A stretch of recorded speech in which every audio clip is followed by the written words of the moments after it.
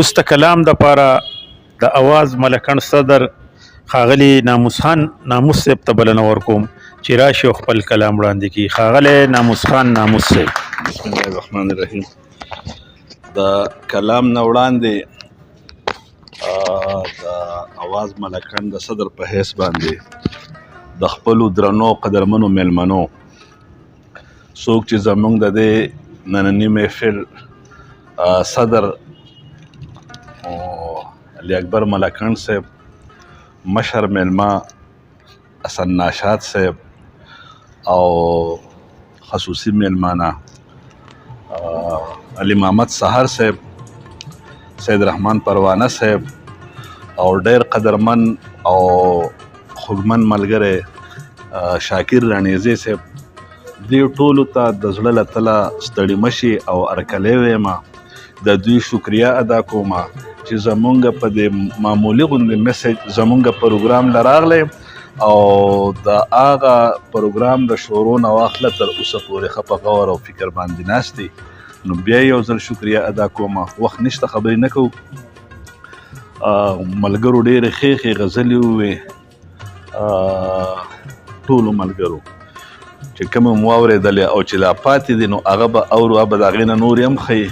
ما دا یو څو څیزونه بې ترتیبه لا دي په ترتیب کړي مې نه دي که نه. وایي یوه د ځان خبره هر څوک اوري، بله د خان خبره هر څوک اوري، او د نصیحت خبره هیڅ څوک نه اوري، د سود او زیان خبره هر څوک اوري.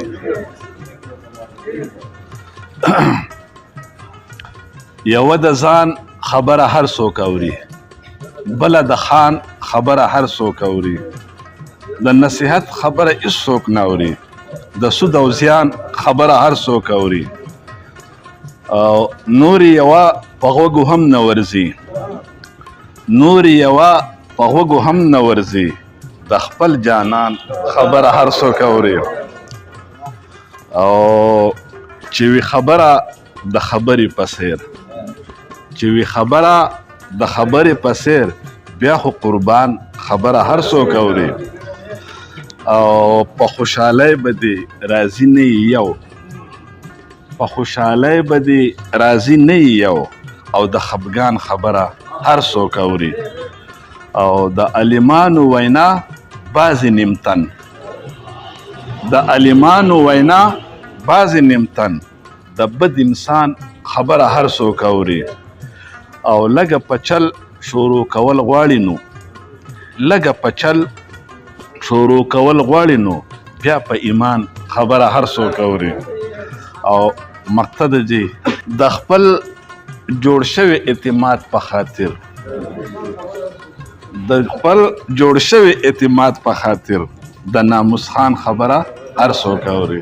دا اورېدو ډېره مهرباني.